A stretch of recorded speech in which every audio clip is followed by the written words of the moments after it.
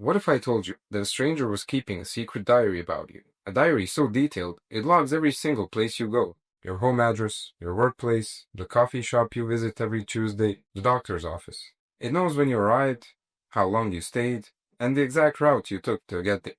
It sounds like something out of a spy movie, right? Well, this isn't a hypothetical scenario, and the stranger isn't a person. It's the phone you're likely holding in your hand right now.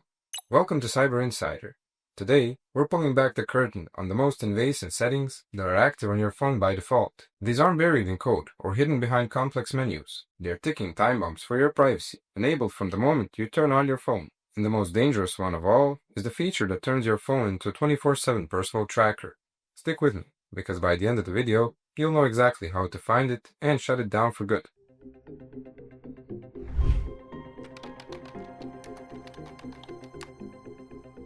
The prime suspect in our investigation is a feature with a deceptively simple name. On an iPhone, it's called Significant Locations, and on Android, it's known as Google Locations History, which feeds into your Google Maps timeline.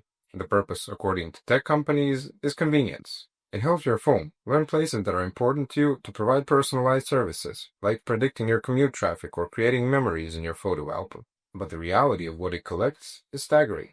This isn't just about your phone knowing your current location to give you directions. It's a historical minute-by-minute log of your life. So how does it work? Your phone uses a powerful trio of technologies. First, there's GPS, which is the most obvious one. But even if you turn GPS off, your location can still be tracked. Your phone constantly scans for nearby Wi-Fi networks. Companies like Google and Apple have created a massive global map of these Wi-Fi routers. So by seeing which networks are near you, your phone can determine your location, often down to specific floor you're on in a building. Third, it uses cell tower triangulation, pinpointing your position based on your connection to the surrounding cell towers. When you combine these three technologies, you get an incredibly precise and continuous stream of your location data. This data is a goldmine. For advertisers, it means they can see you visited a car dealership and start showing you car ads. It enables something called geofencing, where a brand can send you a notification or an ad the second you walk into a competitor's store. But the danger goes far beyond targeted ads. If your account is ever hacked, a criminal could gain access to your entire life's routine. They would know when you leave for work, when you come home, where your kids go to school, and when you're away for vacation. It's a blueprint for theft, stalking, or worse. This isn't a feature that should be on by default. It's a feature you should have to consistently and deliberately turn on, fully understanding what you're giving away. While location history is the ringleader, it doesn't work alone. It has a crew of accomplices, the hidden permissions that apps trick us into granting every single day. When you install an app, it asks for keys to your digital kingdom, access to your microphone, your camera, and the ability to run in the background. In our rush to use the app, we often hand them over without a second thought. Let's start with the microphone and the camera. Have you ever downloaded a simple puzzle game and it asks for permission to access your microphone? Why would it need that? The scary truth is, once you grant that permission, the app has the technical ability to listen in or watch whenever it's running. While companies deny using this for ad targeting, the potential for abuse by malicious apps is real.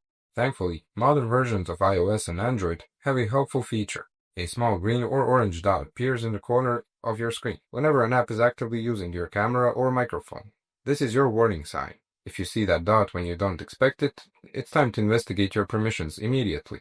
Then there's the quiet accomplice, background app refresh on iOS or unrestricted data usage on Android.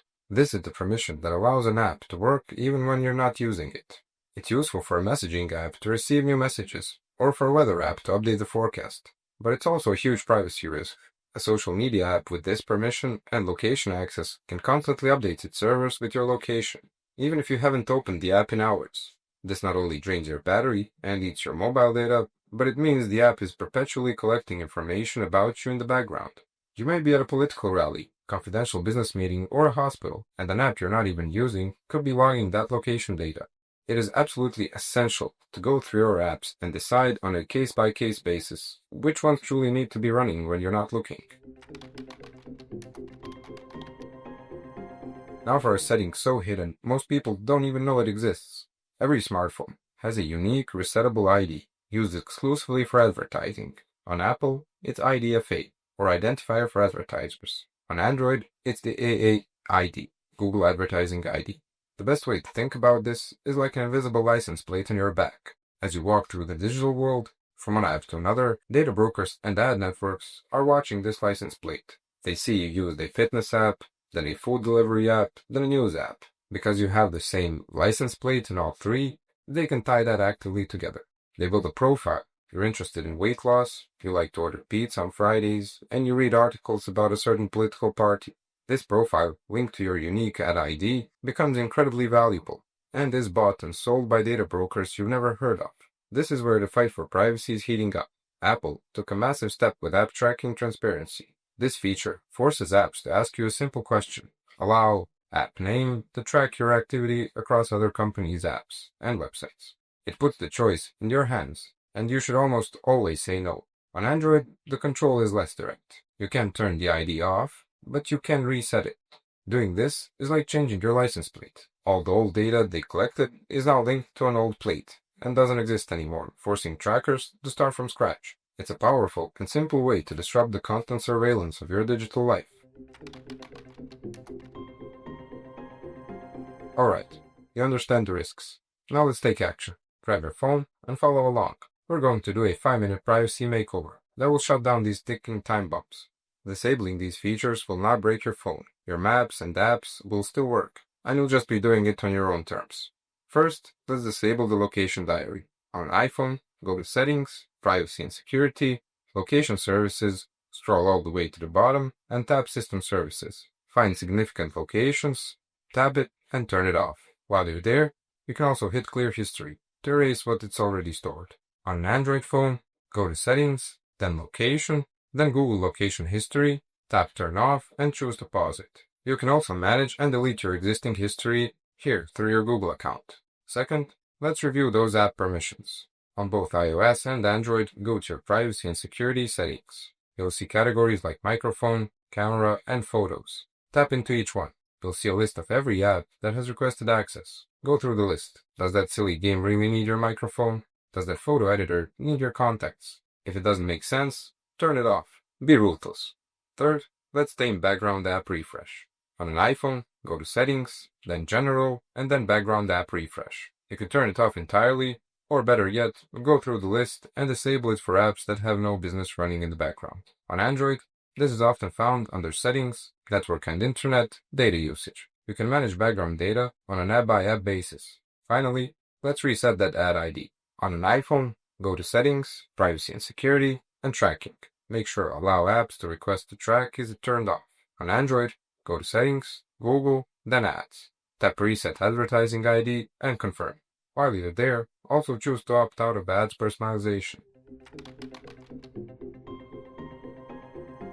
You've just completed a fundamental digital security checkup. By disabling these default settings, you've taken a massive step away from being a product and back towards being a private individual. The convenience these features offer is tempting, but the price is a constant, silent surveillance of your life. It's a trade-off that is made for you, not by you, when you first get your device. Privacy is not about having something to hide. It's about having something to protect. It's your personal life, your routines, your beliefs, and your associations. Taking control of your data is the modern equivalent of locking your front door. If this video helps you secure your device, please hit that like button and subscribe to Cyber Insider for more deep dives into digital security. More importantly, share this video with your friends and family. The more people who take these simple steps, the safer we will all become. Let us know in the comments. Were you surprised by what your phone had stored about you? What other privacy topics should we cover next? Thanks for watching, and stay safe out there.